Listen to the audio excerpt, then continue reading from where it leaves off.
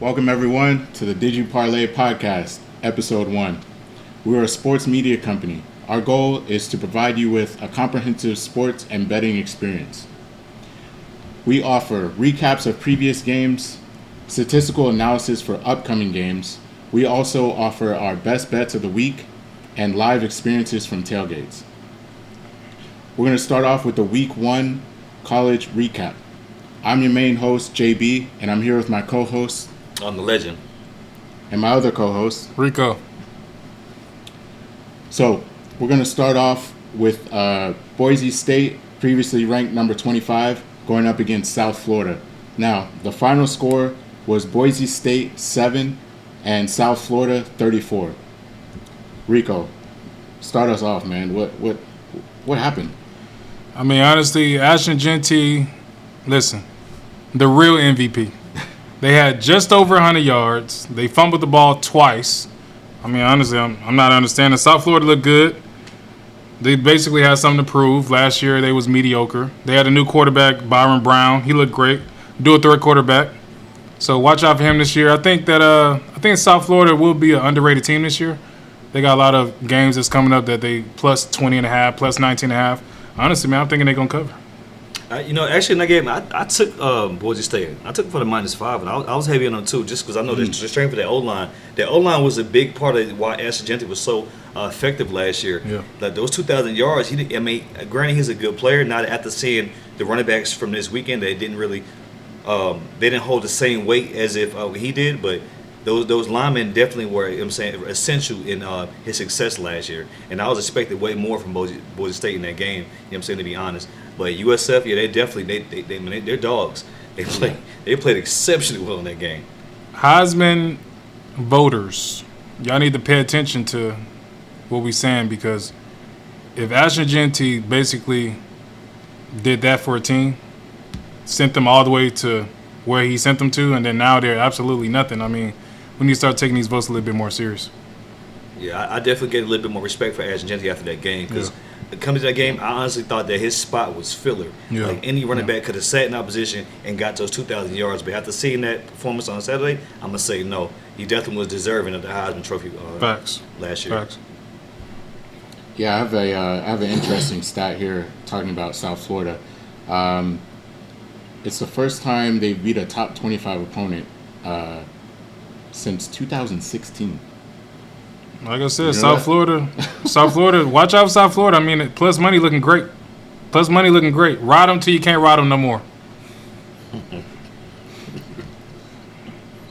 Any other thoughts on that one? He said, ride the wave announced. Last year was Army and Navy. We rode that wave for a long time. This year we're going South Florida, baby. Yeah, we definitely rode that wave last season. Okay, cool. So let's move on to the next game. We have a Auburn versus Baylor. Now the final score was Auburn 38 and Baylor 24. I mean, thoughts on that one, guys? Jackson Arnold, I mean, he looked decent. Honestly, I was really impressed by Jackson Arnold's athleticism. Last year he was mediocre to me, another quarterback that was mediocre. Maybe I'm hard to please, I'm sorry, but he definitely getting paid over $1 million NIL money. And to not have thrown the ball efficiently like I think he should have, I think coaches that's in these transfer portals need to basically pay attention to that. I would definitely want to see Deuce Knight play. I feel like 5-star quarterback coming out of Mississippi. I definitely want to see him play. I definitely want to see what he can do. Now, with Jackson Arnold, you played Baylor. So in these upcoming games you're facing SEC teams. So it's a big jump. So I don't think you're going to be scrambling around like you did versus Baylor against Alabama. So I guess we'll see you in the upcoming games. The line on that game was it 2.5 coming into? Yeah, 2.5. Yeah, 2.5. Yeah, I was heavy on the 2.5 with Auburn. Honestly, they played up to expectations. If it would have been a upset, I would have been devastated. I'm not gonna lie.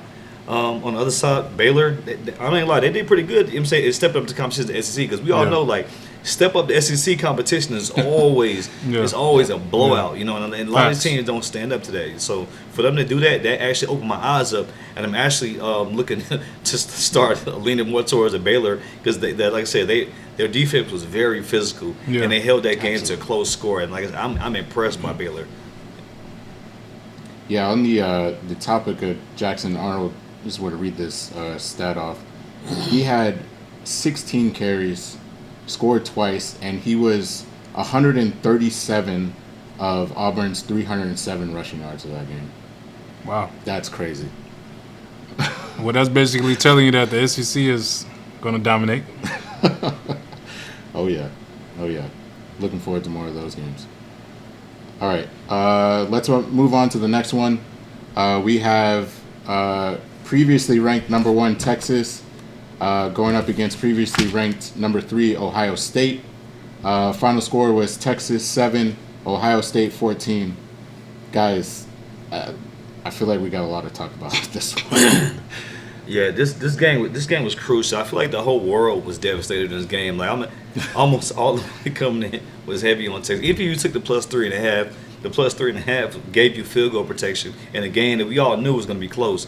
So it was like almost getting plus 3.5 felt like it was like you were giving away free money. That was to me that felt like a gift. Like you're gonna gift wrap 3 points on Texas, and it could, like Arch Manning just didn't have a good game. His stats for the game. Manning had 107 yards, a touchdown, and an interception. I just felt that like a lot of the plays, he just felt out of position. Maybe it was just with the hype of the game. He just didn't see comfortable. He was underthrowing and overthrowing a lot of the catches, and then the good catches that he was making, the receivers just weren't catching. They were it was dropping their hands. I think it was just bad play calling as well because a couple times it was on the goal line, and to work that hard, the defense will hold it down. To get to the end zone, you get there and you come short and don't get a touchdown, man. That's critical. Like the head coach name is Stark. Stark. I don't know. The head coach for Texas. What's his name? Stark. Yeah, I'm not sure. I'm agreeing with your play call. I mean, his play calling is absolutely horrible because versus Ohio State last year, we was all wondering, you on the goal line, why didn't you put Arch Manning in the game on the 2-yard line? You ran play action twice, and that's when Quinn Ewers threw the interception, and Ohio State won the game. So I'm definitely with you. I mean, the play calling is horrible. A lot of those times, too, like they would have just took the field goals, it would have been a way closer game. You know, they may have lost by 7, but, yeah, it would have been the gameplay would have been that more different if they had just took the easy field goals versus, going for it. And I think that what it, too, was that I think it was the coaches just not being humble enough to say that, granted, Ohio State is not in the SEC, but they hit NIL, for the transfer portal, and they definitely get the recruits in. They get heavy recruits in as if the SEC does for recruitment. I said a $30 million team. Yeah, but I also got one more thing too. Me personally, I feel like Eli Manning and Peyton Manning were a little bit selfish because the simple fact is, this is a big moment for your nephew. Like, why do you not call it halftime? That's basic mentorship. As a quarterback, as a uncle, a friend, a fellow NFL, player. There's no reason why he shouldn't have got a phone call at halftime saying, "Hey, listen, lock in. This is what you need to do. It's okay." Like we've been there before. It's gonna be okay. But the fact that they didn't do that was extremely selfish. And I don't understand why they didn't do that. Because I know, like, traditionally older quarterbacks, halftime, they've been calling their wife. They haven't been. They're calling their wives. So somebody used to take cigarette breaks. They're gonna do what they got to do at halftime to lock in. And get your mental right, because his mental wasn't there, and he looked very disrupted, and he looked uncomfortable. He didn't look like the Arch Manning we seen last year. So you're saying maybe they should have called him at halftime, helped him get his mental right.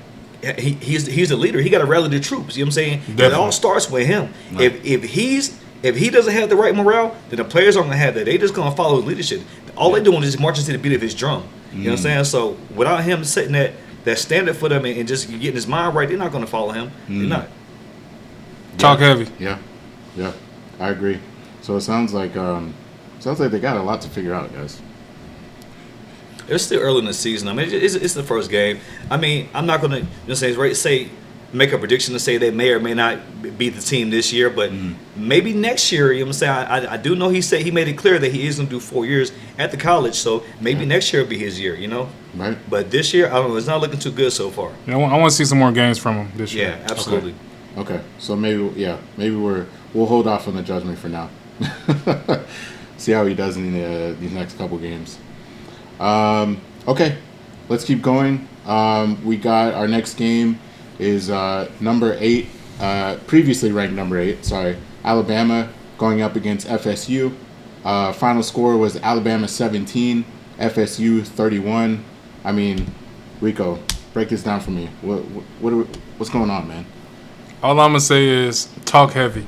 The quarterback for Florida State, he been talking heavy since last year when he transferred. I mean, he basically told him on a vlog I seen on YouTube, listen, this game, you not ready for me. And he basically showed, y'all not ready. I was Alabama, 9.5 better, and I was looking pitiful the whole time. I was watching the game. That quarterback came from Boston College? Boston College. Yeah. Yeah, you know what's crazy is, I don't know if y'all seen this, but it said that he transferred into Boston College. They had the same thing, an upset game, in the season opener the last season year. opener. This Yeah. is Right. second year straight with a season opener. If I'm not mistaken, they was playing Florida State. An upset. It was. Yeah, they were playing Florida State. That's 2 Last years year. straight with an upset. He did. Yeah. 2 years straight with an upset game on a season opener. That's crazy. Yeah. I mean, honestly, I'm definitely excited for Florida State. I want to see more from them this year, but keep talking heavy. I love it. I love the energy. And Alabama, y'all need to find your identity. I don't know what's going on. Ryan Williams didn't really have a lot of targets. The quarterback situation, he was decent, but definitely to be an SEC team, y'all definitely need to do better. Yeah, it seemed like Alabama really couldn't figure out Florida State's defense. Yeah, they just couldn't get to a rhythm. That's really what this boiled down to. There was no rhythm. Like, Yeah. Atmosphere for Florida State was amazing. yeah, but I mean, it is tough to play there though. I think they're definitely on the top 10 with noise caliber, like decibels. It's definitely very difficult playing there. Absolutely. Anything else? I don't want to. Guess we don't want to bash on Alabama too much. Cap. All right. We'll move on. Next game, we got previously ranked number 9 LSU going up against previously ranked number 4 Clemson. Final score was LSU 17, Clemson 10. Again, I feel like we might have a lot to talk about on this one, guys. What are our thoughts? This game was very gritty. This gave me, even though this is just given, it was given like a rival game with the low score and the defensive matchup. You know, the quarterbacks they did, for them both to be Heisman Trophy candidates. They definitely both performed. Their stats were actually similar in this game. Newsemeyer was 28 for 30 with 230 yards on the touchdown, and Klubnik was 19 for 38 for 230 yards on the interception. So 19 for 38. Yeah, they both threw for 230 yards. You know, so it was a good game. It was down to the wire. You know what I'm saying? 17-10. It's just unfortunate. I was heavy on Clemson in this game. I was, and you know, and it's funny because usually I always lean more towards the SEC. Say when I make my bets or whatever, or I'm just making my biases. I'm always leaning towards that. Do you remember the wide receiver number 1 For LSU? Yes, Aaron Anderson. I do. I feel like I seen him last year. A lot of games he had big plays, but this year, first game of the season, I think he had close to 100 yards, 6 receptions. I really like that player. I mean, he was in screen play, he was in slant play, he was in down the field play. I really like Aaron Anderson. I think Newsemeyer kind of stepped up too, because especially based off of last year and is a lot of scrutiny he faced with his poor performances and his bad decision making. I can tell he definitely took heed into the media, what people were saying about him. He paid attention in the spring camp, and I think the coach is definitely. I hats off to him, because he definitely did his job with mentor him. You know what I'm saying, and bringing him up so that he doesn't regress. And the fact that is going up and he's a Heisman candidate, you know what I'm saying, this year, and LSU is heavy favorite. I think Newsemeyer is definitely going to have a turnaround year this year, if I can say, in lack of better words. Yeah. On that point, since we're talking about Newsemeyer, maybe he got one of those halftime tugs. Because I got a stat here. Yeah, they definitely should have. Yeah. So listen, Clemson was up 10-3 at the half, right? Yes. Now Nussmeier came back out in the second half and had 134 of his 230 yards in the second half with 2 touchdown drives. I feel like LSU receiving core is really good. I mean, they are in the SEC. They was one of the top recruiting classes for last year. I'm going to be honest. Nussmeier, you got to prove to me. I'm sorry. I mean, last year you did so many Nussmeier plays. I'm sorry. Prove to me what you can do. So that one game is just not going to do it for me. I need more games. I definitely want to see you playing in the SEC. I mean, well, Clemson got a pretty good defense, though. So Clemson definitely got a really good defense. They was my best bet of the week, but, I mean, Nussmeier got to prove to me. I'm sorry.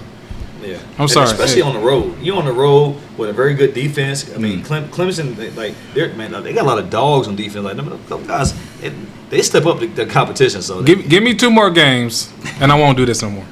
Because this is your trademark right here, baby. But I won't do that no more. Give me 2 more games, and I promise you I won't do that. All right. So Rico needs some consistency from Nussmeier. Please, I beg you. Before he's on that camp. And he from Lake Charles. Shout out to Lake Charles. Legend, you touched on defense there. I want to touch on LSU's defense really quick, which looked really dominant. So they held Clemson to 31 rushing yards on 20 carries. Yeah, I've seen that. Yeah. Yeah, that's crazy. Clemson definitely did the thing they had with an interception, 2 fumble recoveries, but it's just that LSU they controlled the time of possession. I think they had 30 minutes of time possession compared to what I forgot what else they said, but I think they had like 30 minutes of time possession. They had more first downs than them. They had 25 first downs, and they also led them with 354 yards of total offense for LSU. I will say this: last year showed me that any given game, any SEC team can just do whatever. Last year, we seen that Florida beat Ole Miss, and Ole Miss was favored in the game. Last year, we seen that just LSU losing to Texas A&M when the quarterback for Texas A&M, the black quarterback, when he got in the game at halftime. We just seen that all of a sudden he could just do what he do. So we seen that, okay, Texas A&M looked good. Now we're going to bet with Texas A&M. They played South Carolina. They lost immediately. We all had big money on that game. So I will say this. SEC games are very tricky. You never know which team is going to show up. You never know which player wants to be motivated that game.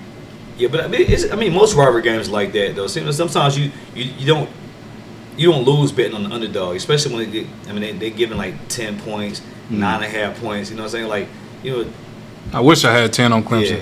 Yeah, 10 points, 9.5 points. It don't look bad in these rivalry games. You know what I'm saying? So it just gives you a little bit more to bet on versus betting the minus 400 on the winner. We already know you possibly could win, but the points, definitely, you know what I'm saying, save you, keep your parlay good as well. Yeah, absolutely. I agree. Okay, cool. Any other thoughts before we move on? Do better. Do better. I think that should be the motto for this podcast. Okay, so moving on to the next game. We got another local team, guys. It's Virginia Tech versus previously ranked number 13 South Carolina. Final score, Virginia Tech 11 to South Carolina's 24. Guys. I said thank you. I said thank you. South Carolina, listen. Thank you. Lenore Sellers, thank you. Nick Harbor, thank you. Basically, going to this game, I'm going to be honest, we was really heavy on South Carolina. Yes. We had them beating them Virginia Tech by 2 touchdowns. Yep. The first drive was electric. I mean, I was screaming through the phone. I was happy. Of course, it was in Atlanta. I wish it was in South Carolina. It was in Atlanta. Really, I'm feeling like the defense pretty much shut out Virginia Tech.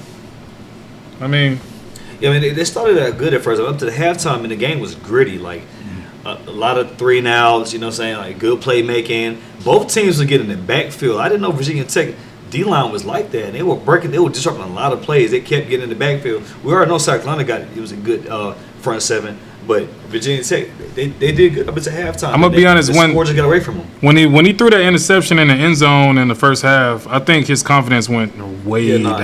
Definitely down. Because they was about to score, they would have been up. Yeah. That was a change. They were in the red zone. That was definitely an impact of the game. That key moment is definitely what took a lot of the momentum away from them. Like it sucked the momentum to drive from them, especially playing on the road in South Carolina. Like that's another big hard stadium they're playing. Yeah. And those fans, they are so loyal to the South Carolina Gamecocks. They love them guys.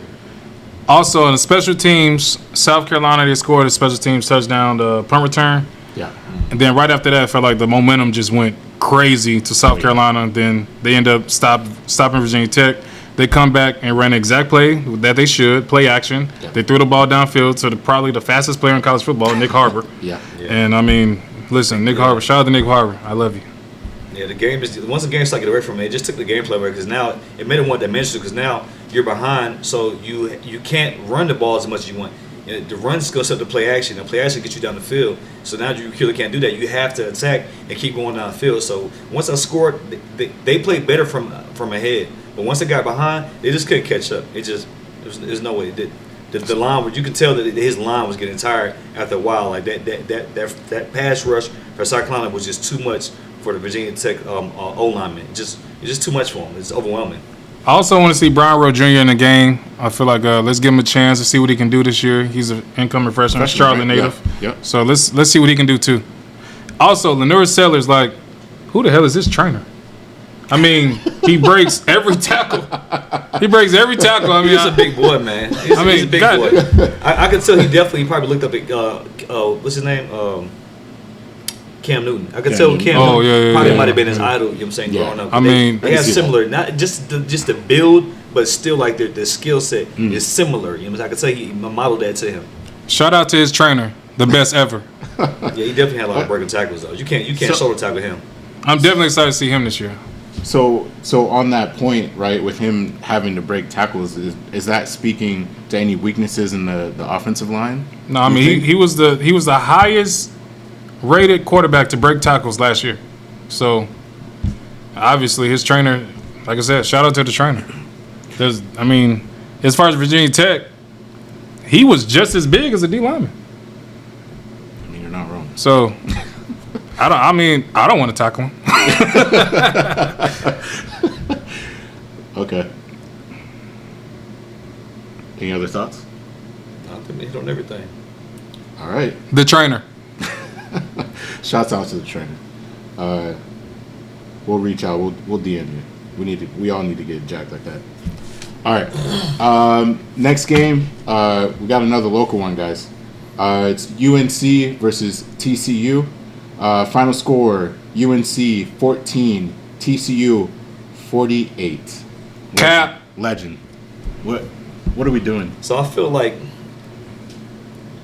Saturday, Sunday, Monday, every single day had a game that was an upset that impacted the world. Yes. Because there's no way you're going to... Monday was UNC. Yeah. What was it on Sunday? What game was on Sunday? Sunday was Miami. Was it Miami? Miami. And Saturday was the Miami Clemson. It was a Texas game. Texas game. Texas. Yeah. Each day had a big upset that impacted the world. Yes, absolutely. So Monday, you can't tell me nobody didn't believe in Bill Belichick in Carolina.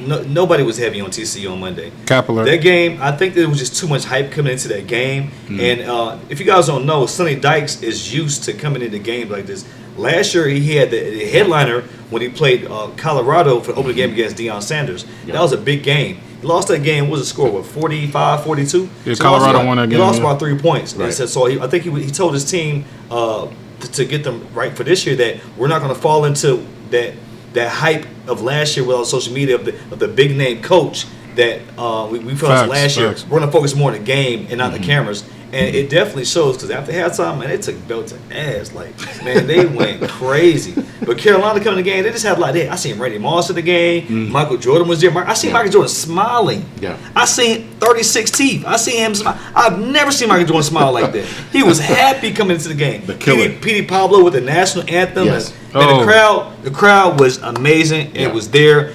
First touchdown. The first drive was amazing. First drive 7-0. Yep. Everybody's happy. The crowd, they were just going bananas. And then after that, TCU rallied and they came back. And after that, man, touchdown, interception, forced fumble, interception. Man, they did what they were supposed to do. So basically, what you're saying is Michael Jordan left after the third quarter.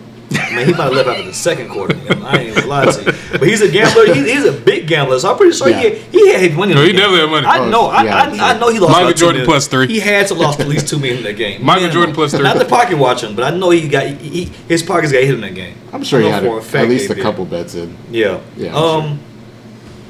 Another thing. So on this game, I'm not gonna lie to you. Bill Belichick kind of disappointed me. And I said it because he didn't give me no energy. Like, no energy. He was so flat. Like, I didn't even see him talk. No speeches. I don't even think he even addressed the interview. He addressed another interviews at halftime. He did He did address somebody. What did he say exactly? His girlfriend before the game. I don't know what they were saying. He did address his girlfriend right before the game. They were talking about something. She walked off, and then hey, is she a student there too? Ben, a student. That's crazy. I said Ben. But, like I said, Bill Belichick gave me no energy, and I was a little disappointed at him. I'm not gonna lie to you. Like, for you, like, you're the GOAT. You know, a lot of people know you. Like, you ran air for almost what 2 decades. Like, you were the man. Like six Super Bowls. Like, mentor Tom Brady. Like, that speaks volumes alone by itself. These young kids, the 50 transfers that came there, they had no interest probably even coming in without Bill Belichick. No, they could have went anywhere. You understand what I'm saying? So 50 transfers coming in there. I think they was like number one in the transfers, inbound transfers. So they're coming here for the strength. But we know that we put with Bill Belichick. He took us into the Super Bowl for X amount of years. Yeah. That's something I possibly, you know what I'm saying, can get there. What better person to teach me how to get to the NFL and win than Bill Belichick, you know? And he definitely let the guys down. Gio Lopez, 4 for 10, 69 yards, interception, like, didn't play good. The next quarterback, Max Johnson came in, threw a touchdown to his brother, Jake Johnson. That's fire. It was like a meteor, right? Yeah. That's fire. Yeah, immediately a tight end. The tight end, Jake Johnson, threw a touchdown, so a 2-yard touchdown pass. Max Johnson didn't look bad. You know, he's coming off a season-ending injury last year. You know, his leg was broken. They say he was possibly supposed to lose his leg. So he had no intention of even being. I didn't know that. Yeah, he wasn't even supposed to play this year. Shout out to Max Johnson. Yeah, that was an incredible moment for you. He actually showed a little bit. He showed a little bit of mobility. You know, he actually looked pretty good. Maybe going forward, he might even get the starting position back. You know, I know they paid money for Gio Lopez from South Alabama to get him over there, but I don't know. Mac Johnson, I mean, that's his team. He's been there longer. He knows the system. He's familiar with the school. So, I don't know. Maybe looking forward that maybe Mac Johnson be the one to hold it down, you know what I'm saying, and be that light that, you know what I'm saying, UNC needs right now. Yeah, absolutely. So you touched on something there, which was Gio Lopez, right? Not the greatest start. Not at all. And I was heavy on Gio Lopez coming to the game. Like, he did his thing last year in South Alabama. Like, I was impressed. You know, a lot of times these smaller schools, they step up, and it's a reason why they bring them over, because, you know what I'm saying, they see that they can come in and fit into a system or just play better at the next level. And I thought he was ready. I did. I thought he was ready, especially South after that Alabama. first drive. Like, I was ecstatic. I was ecstatic. Yeah, I think a lot of people Definitely let me down. Yeah. South Alabama transfer. I think a lot of people were anticipating great things from him and were sorely disappointed. That's going to lead us into our new segment. It's called Tuck Your Chains. Okay? Please. And this segment is about getting paid big, but not playing big. Gio Lopez, you up first, sir. Tuck your chain. Okay? Listen. You had one of the most hyped games of the week, right? You got a great new coach. You're a big transfer. You just signed to UNC. First game out, first drive, you did your thing. Cool, you scored. But let's talk about these stats. 4 of 10. Instant to go out there and secure this game and win it and bring it back. Man, you can get the chains at the end of the season after you get the championship. You know what I'm saying? Like, to me personally, you should earn a chain around your neck. That's a fact. Like, you grown man, you spend your money how you want. I can't say you spend your money, but me personally, secure the bag first. When I say the bag, I mean the national championship. That's the bag you really want, because the money's gonna come, but everybody's not gonna win the national championship. Everybody's not gonna win. You know what I'm saying? So, really, just need you to win and then just do better, bro. Because you definitely didn't. We weren't a leader for your team. Did y'all see the clip of the guy getting his chain snatched on the field? By who? No. A player about that played for Ole Miss got his chain snatched on the field pre-game. Oh, wow. By who and by another player on the opposing team. Oh, wow. So if I was playing for TCU, I would snatch that chain immediately. I need that. As soon as I sack you, I'm snatching chains. $4 million? Show me. You went 2 hours with nothing. That's about $4. Tuck your chain. Immediately. While we're on the topic, guys, I mean, how do we feel about, these other players that are getting all this NIL money? huge transfers from last year, that aren't living up to standards. I mean, don't get me wrong. There's some of them that are, they're doing well. Jeremiah Smith, deservable.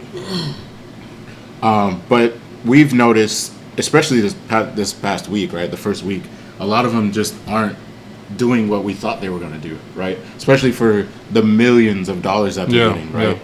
I mean, back in the day, this wasn't even a thing, and now it's like commonplace. It's definitely a big stereotype with that, because to be honest, as a fan, as a coach, as a fellow player, as a family member, anything that's representative of you receiving that money, they expect you to play up to that height. You understand? Yeah. Because it's like, why were you deserving of that, and you're not even performing to that level? And then you got, Joe Snuffy over here is probably not even getting it like that, but he's doing his thing and holding it down. You know what I'm saying? So you definitely have to fill those shoes. Those are big shoes. It's almost equivalency to the NFL contracts. You know what I'm saying? Yeah. No, these guys get these big NFL contracts, and they they're not playing, or they're hurt, they're injured. This year they having a slump, they're not catching. Like it's definitely a correlation between the two.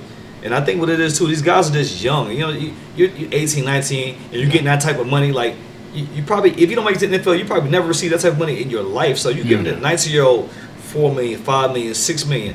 They're wealthy. You are immediately wealthy.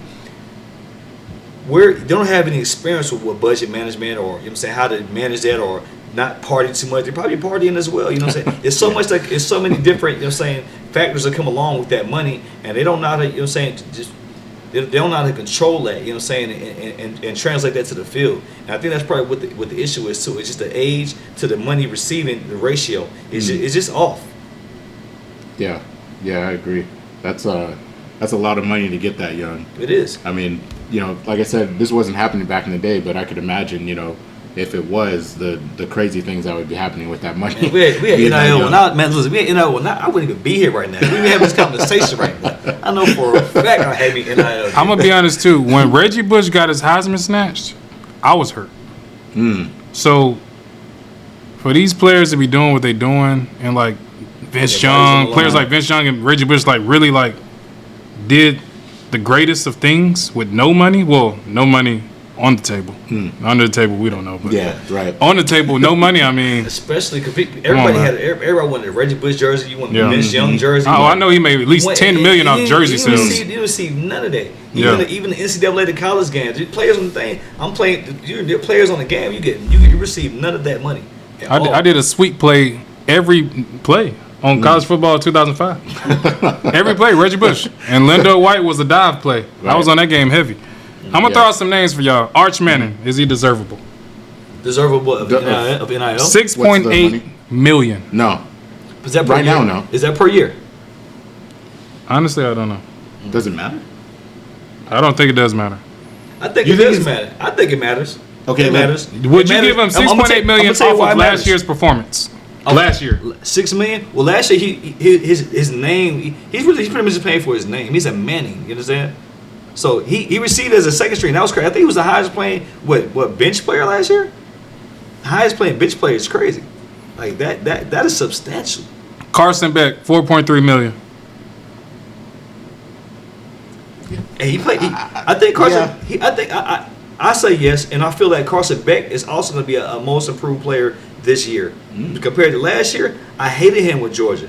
But I'm heavy on him. He looked good this week. I'm not gonna lie. He did get saved on one pass. It was they was maybe on the 30-yard line. He threw the ball, and then the dude caught it one hand with his arm all the way out. That definitely should have been an interception. Shout out to that wide receiver. Definitely saved the play. And he's also he's off injury as well too. So he's probably still probably not at 100% all the way. So. Garrett Nussmeier, $3.8 million. Y'all already know how I feel. I know how you feel. I would say yes. I think he deserves that. I mean, I think he played That's a big school. I know you're not high on him, but LSU's a big school. So objectively, he played well this DJ Lagway, $3.8 million. You telling me that DJ Lagway is not a... They'll jump off the edge. And they cover the spread. Or they did good. They look good. Yeah. And they could crash out the rest of the year. Yeah. And then now you're spiraling. You're chasing this team because you're biased and just like them, and they're not going to live up to expectations of what you're expecting from them. So just calm down. Wait till about week 3. About week 3, it's autopilot. You know, these first 2 weeks, they're really just working out the bugs, trying to figure out, you know what I'm saying, how they fit into the system. You got to get chemistry too. Like 50, like for some UNC fans, 50 transfers. These are 50 strangers. They don't know each other. Yeah, they may not be locked in. They may not go together. They may not go get food together. They may not, you know what I'm saying, study together. They may not live together. You know what I'm saying? So they might not have the same bond as if a team that's been together for came in with freshmen, sophomore, junior year. We seniors now, and we really going hard, you know. So that's definitely something to take into consideration for the first 2 weeks. Just take it easy. Don't go crazy. Don't make wild assumptions. Wait, till, like I said, week 3, autopilot. Yeah. And by then, you should definitely have a good feel of how the flow of the college football season is going to go. Except for the big upsets, that's any time. But for the most part, chill out, relax for the first 2 weeks, and you're going to be good. Army and Navy was autopilot last year. Nah, I'm predicting South Florida. South Florida. Autopilot. Okay. So you heard it here first. South Florida autopilot. And definitely be careful these first couple weeks. Like we said, you know, teams are shaking out those cobwebs, figuring things out, and they should be looking more solid after these first couple weeks. So that's been episode 1 of DUP Podcast. Make sure you like, comment, subscribe, hit that notification bell so you know when we upload. Like I said before, we're going to have our best bets of the week being uploaded and some different shorts being uploaded. Follow us on all socials at diduparlay, all one word. If you want to join our community, hit the link below to hit our website, www.diduparlay.com. There'll be a link there to join our Telegram group. And in there, you're going to be a part of our community, have all of our live picks, and just be able to stay up to date with us and what we got going on. I've been your host, JB. I'm here with my co-hosts, Rico and Legend. Until next time, guys, as always, please bet responsibly, and we'll see you next time. Peace.